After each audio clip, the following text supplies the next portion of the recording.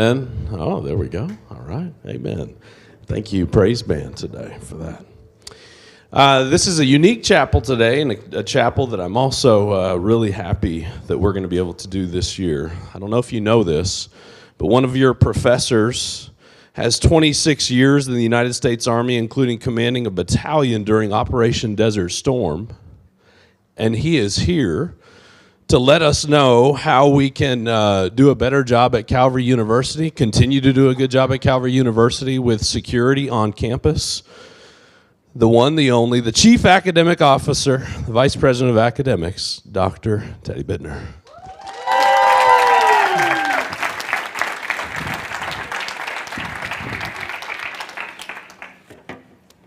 Morning. So we have a brand new microphone today, and we'll see how this is going to work. And wow, this is really leaky. Okay, so ladies on the front row here, I'm going to ask you to help out a little bit later on. Yes. So if you could get prepared, I need you to get some paper and wad it up. At least one each. 2 or 3 would be really good. And just hang on until later. This is Security Chapel. And the next slide. And it's being put on by the Security Department, who I'd like to introduce to you guys if you don't know. Next slide, please. So the security team is made up of Nathan Smith, who is the security manager. I'm the director, but that doesn't really mean anything. Nathan Smith is the guy who does the day-to-day work in the security team. And Jay Taz, what I'd like for you to do is stand up when I call your name. Nathan's already standing up, okay? Then make yourself visible. Jay Taz, Alex Stone, who is not here, and Tim Ulrich. So there they are.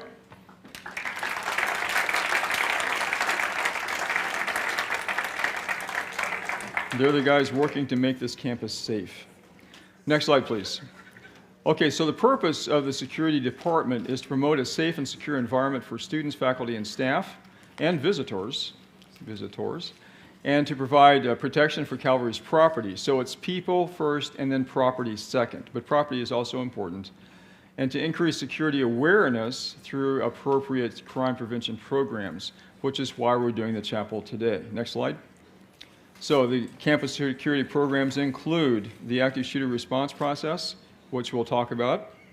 Security escorts. In case you don't know, we have the ability to provide escorts to you on campus when we have an on-campus guard, if you need to be escorted from one place to another. And sometimes that occurs depending on what situation you might find yourself in. So call the security department, let them know they can come and escort you from one place to another. Emergency Text Alert Program, or ETAP. When you were a new student at Calvary, your cell phone, if you have a cell phone that you knew, alerted IT that you have. Then your cell phone number was placed in the ETAP system. This is a system for emergency notification in the event of a tornado or an active shooter or some type of campus emergency. So a text alert will go out to whoever is on the system. If you don't think you're on it or you don't know, you can check with IT. Just send Aaron or the IT department an email. But you should already be enrolled in it. Vehicle registration. The reason for vehicle registration is in the event, we had a student here several years ago who had their car stolen on campus. Okay, and she had gone out, started her truck up, went back in to let it warm up, left it unlocked, and of course it disappeared in the space of about 5 minutes. She had registered her vehicle, but she had changed the license plate and not told security. So when I was asking her about this, we had to wait for about 2 or 3 hours for her father to run this down, because it was 5 in the morning when she was getting ready to go to work, to run down the information, because he had to call DMV to get it, because he didn't have it either.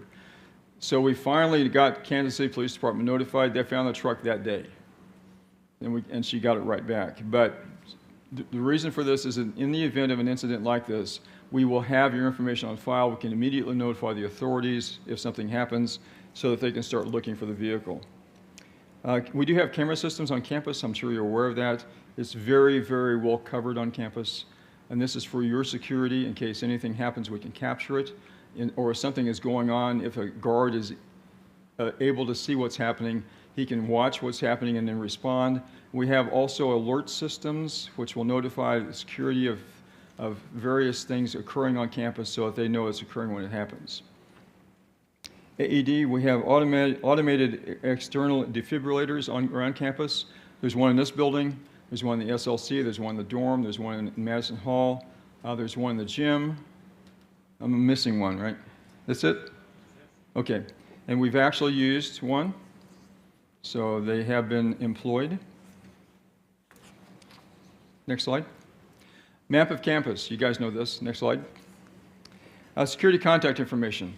If you don't have it, the security cell phone is your primary contact for security, and it's 816-898-2989. This should be in your phone, so you can so you can call it rapidly if you need to. Okay. And if you want to, take your phone out, take a photo of this, or put it in, whatever. Okay, moving on. Next slide. Keeping yourself safe. Next. Okay, so best way to protect yourself is to be personally aware of what's going on around you and mentally prepared for things that may happen to you. Personally aware, we'll talk about first. Mentally prepared, we'll kind of get to that when we talk about the active shooter process. Next slide, please. So, Jeff Cooper was a lieutenant colonel in the Marine Corps, World War II, Korean War veteran, died in 2006. He came up with something called Cooper's Color Codes. This is a system we use in the Army or in military services as a way, it's modified, but it's a way to keep track of escalating threats. And at the personal level, the escalating threats start with condition white. Condition white is where you're sitting in the classroom texting the person next to you. No clue as to what's going on around you. You're totally absorbed in what's happening personally, and you're not in time. You have other things going on like a paper due. You're not getting enough work to pay your tuition. Whatever's happening that's distracting you from your surroundings, you need to not do that. Hit that again. So, this is a photograph. Does anyone recognize where this was taken? Dorm stairway. So there was two guys who these two guys followed a student through the front door. So they piggybacked into the dorm, got into the dorm, got into the stairwell, got to the second floor, an RA stopped them and asked them what they were doing there. And they said, we're looking for Alex. Well, Alex who? Well, obviously not our president, because he wasn't here then. But in the course of his conversation with them, he realized these guys are not supposed to be here. Of course, everyone knows everyone in the dorm anyway. So he told them to leave, they refused, then he called security, then they left. So we captured this photograph. A student on campus recognized one of them from work. We contacted Raymore Police Department, and these two individuals are incredibly well known to them. So we turned this over to the police to handle. But this is a case of not being aware of what's going on around you. You have to keep track. And this is, they just let them in, didn't think about it. Next slide. Condition yellow is the next level. So white is the bottom level of awareness. Yellow is the next level of awareness. This is where you should be all the time. There's not a specific threat, but you should be aware of your surroundings. You know, you're sitting in chapel. You can see stuff going on in here. You can see where the entrances are. If someone comes in that doesn't look like they belong, then you're aware of that, and your awareness should heighten a little bit. Okay? So this is where you should be all the time, especially when you're out in public. Next slide. Condition orange. We had a couple here on campus that were students. I think they were seniors. They were married, living in Philly. And one evening they went riding on bikes, and they went out toward 150 Highway up north. And they got out there, and they were. This is before it was built up as much as it is now. When they got up there, they encountered or saw two people arguing, one outside a vehicle, one inside a vehicle, and the argument was getting heated. And they decided they were going to withdraw from the area, rapidly. About the same time as one of them opened fire on the other. One of the people that were arguing opened fire on the other person that argued. So then they called 911. Police responded. Person got caught. Person was killed in the process, and they became witnesses. After this was all over with, they told me that they had remembered this sequence: white, yellow, orange, and then red. Next slide, please. And then red, where you have to respond to the situation you're in, have a plan, and then execute the plan. And that's what they did. And they said this system, we were thinking about it at the time. So orange is where you see something that's going on, and you create a plan. A bad plan is better than no plan. So you create a plan about what you're going to do in the event that something goes wrong. And then red is where it does, and you have to implement whatever minimal plan you've got, which may, in most cases, mean get out of there and then call somebody. Questions at all on any of these? Okay, so white, yellow, orange, and red. And hopefully there will be no test on this. But I'm sure that some of you have been in situations where you knew you probably shouldn't be there, and bad things might happen, and you withdrew. The spidey senses kick in, and this is what we're really talking about here. Next slide. Okay, now we're going to talk about active shooter. These photos were taken here on campus. We had the sheriff's office up here. I was in the sheriff's office for 11 years. And I did that because I could have contacts with law enforcement for this very reason. So the picture on the right is the sheriff's office team, and the two guys kneeling down are students who were invited to participate with them in clearing buildings, which they had a good time. We also had triage. We had casualties. I'd like to do this again, where we had role playing with students and staff, and it was a really good experience for the sheriff's office and for us as well. Next slide. So we're going to talk about active shooter and intruder response. Most people are not prepared for a violent situation unfolding in front of their eyes. They're not used to this kind of behavior. Most of us are not. You, however, are alone responsible for your own safety. The chart on the right is from the FBI, statistics regarding active shooter response times for police. The average response time for the first officer to show up is 3 minutes and 35 seconds. That's not more than one. That's not the SWAT team here. It's about 15 to 20 minutes. We will not have SWAT on campus for 15 to 20 minutes from KCPD. If Belton responds, I'm not sure how long it would take them, but they've crossed jurisdictional lines, which they would if they knew about it. But for a period of time, up to 3 minutes and 35 seconds before the police even roll on campus, let alone figure out what's going on, because it takes a while to sort out what's happening, to be able to respond to situations, you have to make decisions, either individually as a group, about what you're going to do. And so what you do then will impact what unfolds across campus in the next few minutes after that. Next slide. So in classrooms and in most rooms, at least common areas on campus, there is a folder that says Calvary Emergency Procedures, and you've seen these. I'd suggest to you that when an incident happens is not the time to get the folder out and read it, okay? You probably should know what's in it before then, although I've seen things like that happen before. There's a friend of mine that was in Vietnam during the Tet Offensive in 1968. The position that they were in, he was a helicopter pilot. He got shot down. So he is now with a bunch of infantry guys as a helicopter pilot. He is handed a law, this is a light anti-tank weapon, and told, stay here. If anyone comes around this vehicle, or around this corner, shoot them. So he's got this thing.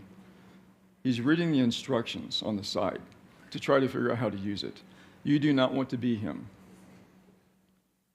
Next slide.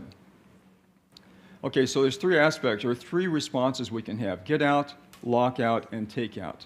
Get out, it means just that, getting out of the building. If you're in East Ed on the first floor, you can go out a window.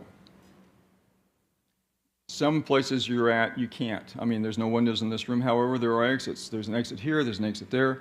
There's an exit there, which may not be available to you because bad guy may be there.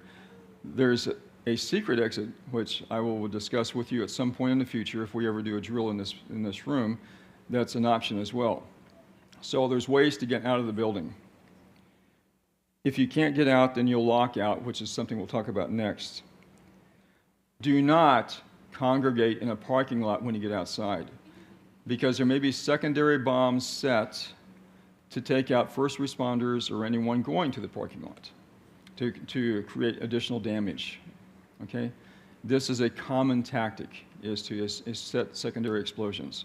So congregate in the grass. We're not going to tell you where to go. It depends on the circumstance. You have to make that decision. But get together on the grass. One place to go from this could be over by the commissary, for example, to get away. And we'll sort out what happens after that. So just don't worry about where to go other than to get away from the building and get away from any parking lots. Any questions about that? Okay, next slide. Lockout. So if you're in a situation where you cannot get out, the next best option is to lock out. And if you're in a classroom in Easted, all of the classrooms have locks on the doors, and they're put there on purpose. They're turn locks. Lost it. Deadbolt. They're deadbolts. Yeah, we put those in there for this purpose, so you can lock all those. Of course, you should be going out the window as opposed to locking the door if you can. In this building, the corral room is lockable, both doors from the inside. In the Langmaid room, you can lock the double doors out here. There's a deadbolt there. However, you have to have a key to lock the kitchen, the entrance for the kitchen classroom. So the best option, if you're in Langmaid, if you can, is to get out. You can lock one door and slow them down, but the entrance is available if the door is unlocked, and you cannot lock it. Okay. In admin building, of course, all the rooms are lockable there. The dorms are lockable. So the real issues are rooms like this, the SLC, the open spaces in the library, the gym, where there's big open spaces, and that becomes kind of a challenge. But if you're in a situation where you can't get out, if you're on the second floor of Easted, you don't want to jump out the window, you need to lock the door. And the process for doing that, or shut them out to lock down. Turn out the lights. Lock and block all doors. And if you have a door that has a lever thing, you can put something under that to prevent it from moving and lock it, so it appears to be locked from the outside. These individuals who do these things usually will go the path of least resistance. They're like water. If they hit a locked door, they'll keep moving. They'll keep moving and looking for victims. They're not going to spend a lot of time in one place. So you want that door to appear locked and the room to be empty. That's your objective. So you need to do everything to make that happen. Stay out of sight if there's a window in the door. Stay calm. Find protection if you can. Get behind a filing cabinet, a desk, something that may stop bullets. Be aware of the difference between cover. Cover so that something will stop rounds. Concealment is something that will conceal you but won't stop a bullet. You want to be behind cover if you can. Make sure the cell phones are silenced. And do not open the door until you know that the person outside is either a police officer or someone that's safe. If it's a police officer, you don't know who they are, have them slide their ID under the door. Do not open it for someone that's not familiar to you. Okay? Any questions about that? Yes?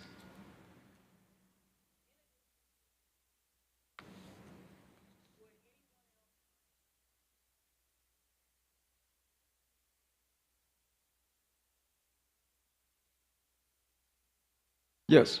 Mm-hmm. We have a small handful at the moment. We've had a larger contingent in the past, and we were fairly organized before. There's only a handful of us now. But yes, we have some individuals who are.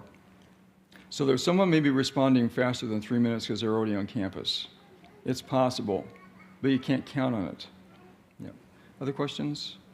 Yes.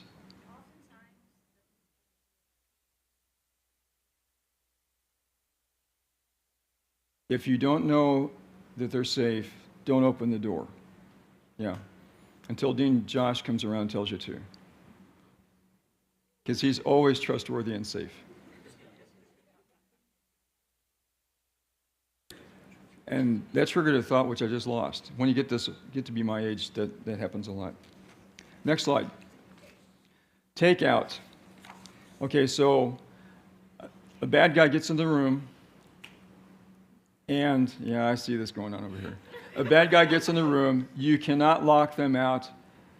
The next best thing is to take them out. Okay? And so this would include you will be at risk.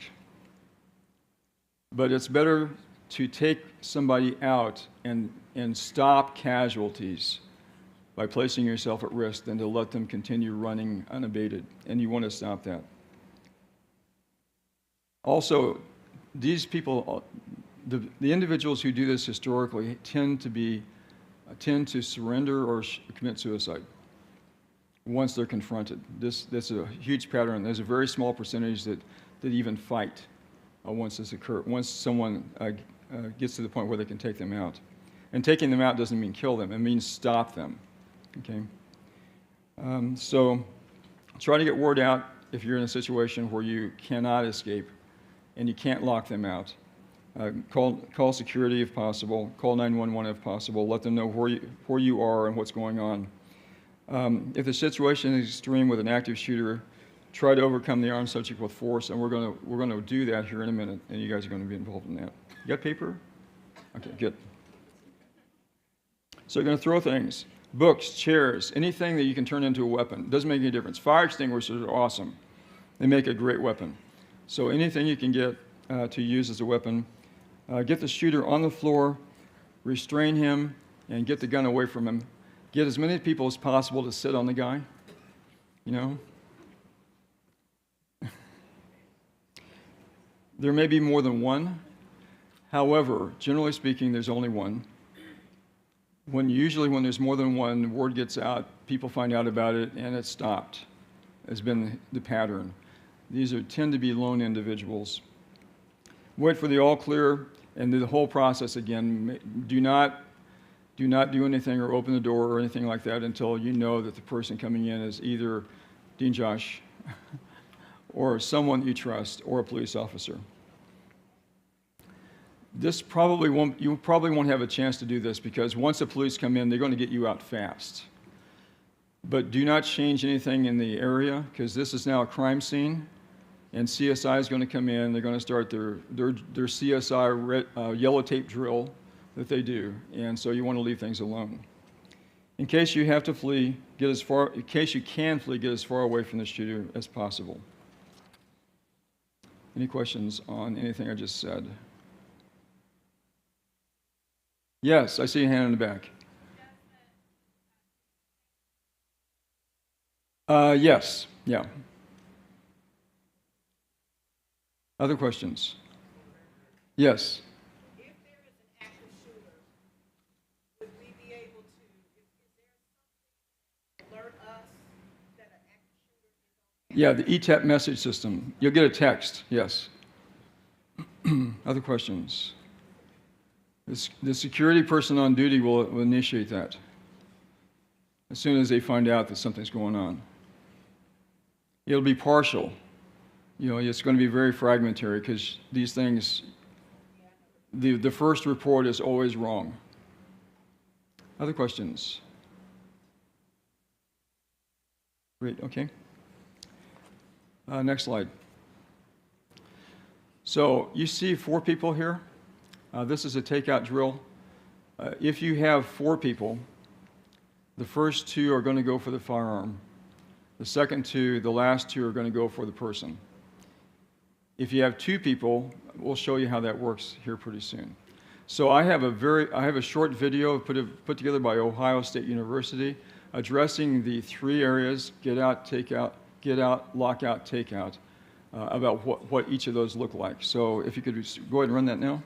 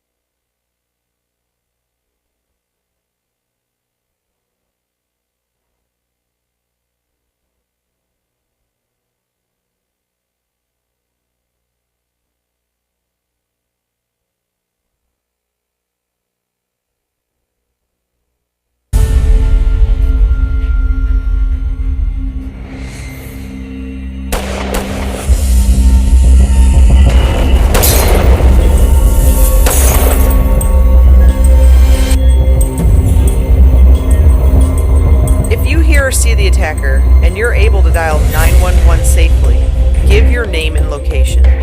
Be prepared to tell the emergency dispatcher everything you see and hear so we can help notify your fellow Buckeyes. Once notified, police will immediately respond.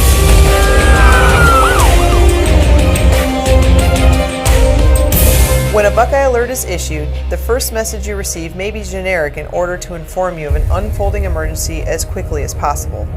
More information, including a location, will be shared soon. Even those not in the same area or building may be asked to shelter in place. Get to an interior room and lock doors or barricade doors, if possible. Text loved ones to let them know you're okay. Avoid dialing 911 simply for information. Dispatchers will be busy taking emergency calls from victims and witnesses. Updates will be shared via Buckeye Alert or on the emergency.osu.edu website. If you're outside, be aware of your surroundings and evacuate the area or seek shelter. More detailed information will be shared soon. Remember the run, hide, fight motto. The option you choose will be heavily dependent on where you are and your proximity to the attacker. Hopefully you've already prepared or at least thought about how you would do all three. If you see the attacker or know they're in the area, your first option is to run. Escape the area. If exiting through doorways or hallways appears unsafe, you may be able to escape through a window. You may have to break the glass. Find a heavy object and stand clear. Place clothing or other material over the broken glass to prevent cuts or injuries, or scrape it away before climbing through. Get as far away as possible and dial 911 to report what you saw and heard. If you feel, given the information known at the time, that hiding or barricading yourself is your best option, try to find a nearby room.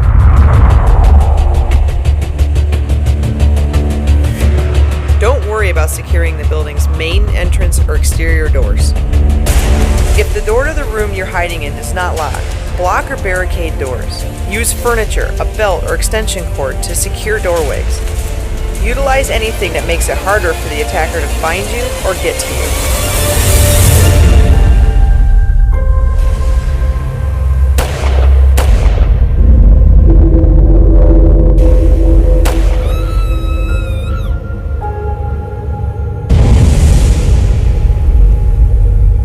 If furniture can't be moved or the door can't be locked where you are, you may choose to hide in another room if it is safe to move.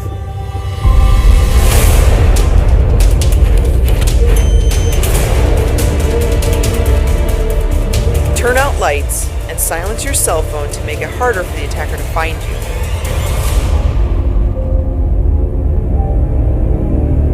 Only open the door for law enforcement.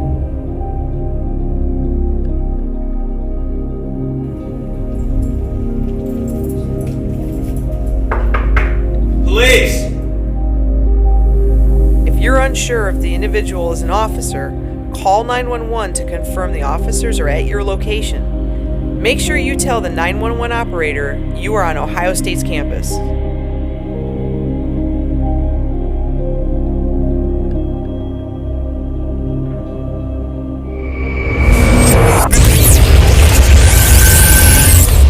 Fighting is always your last resort, but may become necessary, so you should prepare. While in hiding or behind a barricade, look for things you can use as weapons and prepare a plan should the attacker gain entrance, forcing you to fight.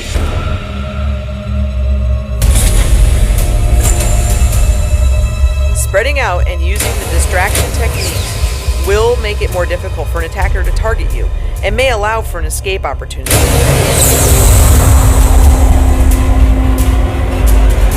If the attacker enters the room, throw books, bags, and other objects to disorient the attacker. If necessary, swarm the attacker as a group. Grab onto arms and legs. If the weapon comes free, kick it away or put it in a trash can away from the attacker. A group can incapacitate the attacker and take them to the ground. Police are on the way. Restrain the attacker until they arrive. Your decision to run, hide, or fight is based on the information you know and your proximity to danger. Stay informed via the Buckeye Alert system.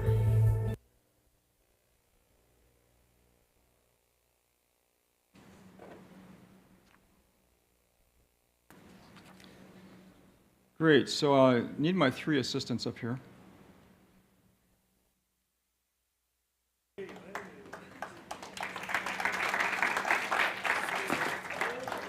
Yes, I knew that was going to happen. And this is why they're here.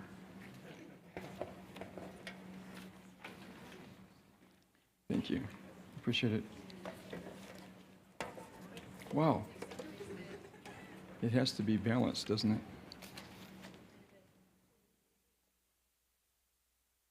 So the sheets make it work.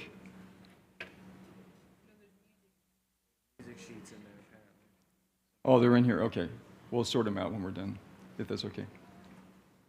Or I'll give them to you. You can sort them out now. Okay, great. So if you guys get over here, please.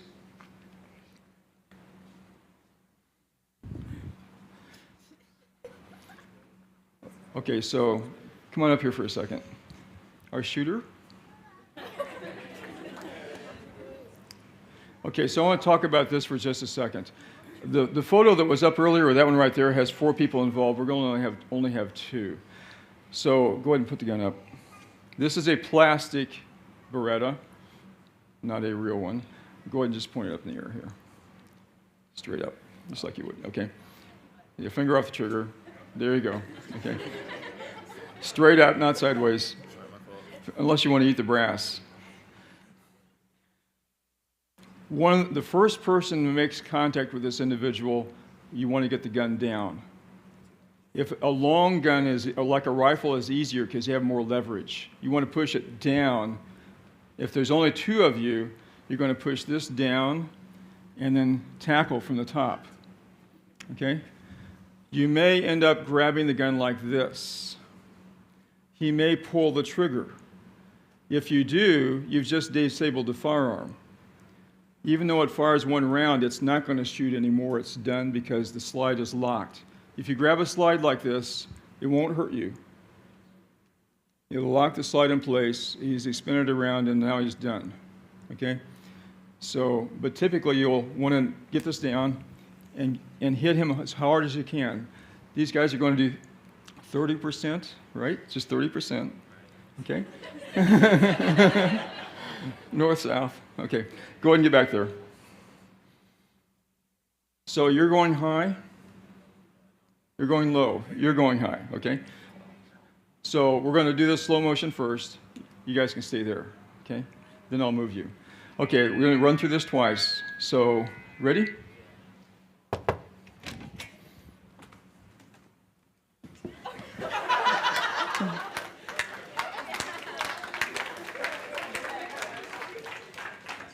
Good job. Shut the door. Anyone else in the room that's not involved in the takedown process needs to be out of the way. You do not want anyone in front of him when he comes through the door. You should, perhaps, put a chair right here. Put a table turned on its side right here, or the long way. Turn the lights out, especially if it gets really dark in the room. He comes in, gets disoriented. You want him to trip over the chair. You want him to see nothing but the table.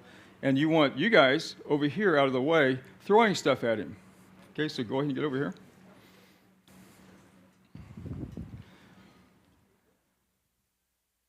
So everyone that's not involved in the takedown is out of the kill zone. Off to the side. Okay? You guys ready? Yes. Ready?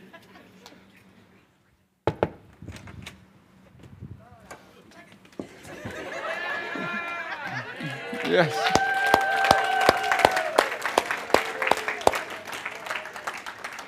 Great. Now you can pick up your mess.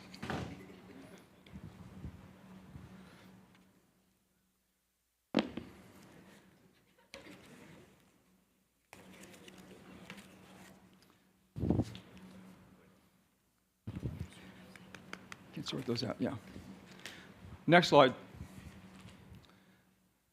Okay, any questions about active shooter? Yes, it's kind of fun to do that, but this is really serious. And when the time comes and you have to be in a situation, you're in a situation like that, once you commit, No turning back. You have to go. And it has to be rapid, fast, and aggressive. Fast and violent. Okay, next we're going to talk about fire. Again, these procedures are in the emergency procedures. Next slide. Okay, so now I don't have notes. If you detect a fire, activate the nearest fire alarm, and they're all over the campus. Campus security, call them. If the fire is small and there's a fire extinguisher available, go ahead and try to put it out if you can. But if you don't think you can or it's large, begin getting out of the area. Start evacuating. Make sure everyone else knows what's going on and get people out of the building. It's critical individuals do not endanger yourselves by trying to put a fire out. Close doors if you can. That helps stop the spread of fire, but do not lock them. Now in the dorm, I guess this could be an issue because the fire department wants to be able to get in where they can get in without knocking doors down because it's kind of hard to do. Thank you very much. I appreciate it. Even to the right slide. This is awesome.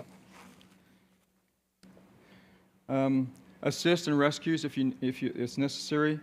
Evacuate the area. Do not use the elevators. Use the stairwells. When you get out of the building, you should get about 500 feet away from the building. Make sure that 911 is aware of this. Make sure the security is aware of it. And then just kind of stay away. If you're stuck in the building and cannot get out, if the fire is below you and you know you can't get out, shut the door. Try to put something under the door to prevent smoke from getting in as much as possible. And then figure out a way to let the people outside know that you're in there. For the dorms, the windows do not open, correct? So it may be in a room where you can open windows, but you may not be. So it just kind of depends on what's going on.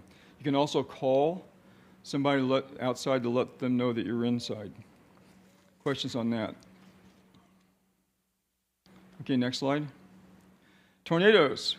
We do live in Missouri. Has anyone here been in a tornado before? So you know the drill. Next slide, please. Move as quickly as possible to a tornado shelter. Fortunately, most areas on campus have really good tornado shelters. This building, East Ed, admin building. Where is a tornado shelter in the dorm? Does anyone know? First floor is a tornado shelter. And the doors and the rooms on the first floor are designed to withstand tornadoes. So the doors are shut, the indoors are shut on the hall, and that provides your tornado shelter. There's a basement in the library. The most vulnerable location on campus is the gym and Sabre. If you're in the gym and Sabre, tornado is approaching. If you can get across the street over here to the basement in the admin building or the downstairs here, one or the other, if at all possible. However, there are designated areas in the gym if you need to go to the gym to shelter. Sit down, kneel on the floor against the wall with your hands over your head. Do not leave the shelter until you're told it's all clear. Again, we'll send an ETEP message out. We should send an ETEP message out as it's approaching. Once it's all clear, we'll send another message out. If you're outside and you can't get to a shelter, get into a ditch or a depression and lay down and stay flat. Call security if you have injuries to make sure that they know they can pass them on to first responders. Any questions on tornadoes? Side note, I'm going back to the active shooter. There was a girl who was in a room by herself. She closed the door and sat down in front of it. Don't do that. Move away from the door in an active shooter situation because bullets go through doors. Okay, so get away from the door. Next slide. Okay, so assistance. Next, if you have an emergency on campus and you need to call security, make sure what you're going to be asked to do is provide your name, where the incident is occurring, like someone stealing a car in the parking lot, okay? Where you are, if it's different from where the incident is occurring, a description of what's going on, and if there's a vehicle involved, as much information you can about the vehicle, a license, make, model, and year if possible. Of course, the way things are now in terms of cars, you can't tell anymore. But if you can get any of those items, it's very, very helpful. Next slide. If you contact security for an emergency, make sure it really is. Not that you need to get a package out of the mailroom. Okay, but it is an actual security. I'm not sure if you're aware of this or not. Security can remotely unlock selected main doors in emergency situations, remotely. Next slide. Tickets. You can get tickets on campus. This is the list of fines, just so you know. Any questions about those? We used to have a pretty good revenue stream with tickets across the street because that big parking lot in the back. But we no longer have that revenue stream because over here you guys are awesome and you don't do stuff like the clamp it thing, which is the last one. Improper vehicle passage. Clamp it law, people in the bed of a truck. There's actually a law about that in Missouri. Next slide. Okay, things coming up. We will have fire drills coming up very shortly, and this will be an evacuation scenario where you will be evacuating buildings. We will have an active shooter drill coming up very shortly, and this will be a lockdown scenario. And then in the spring and March, the state of Missouri does a tornado drill day. And we will participate in that day when that occurs. And we'll let you know what day that is, whenever they probably have announced it already, but we'll let you know well in advance that we'll have a drill on a given day for tornadoes. Because this will impact classes, or perhaps even chapel. Next slide.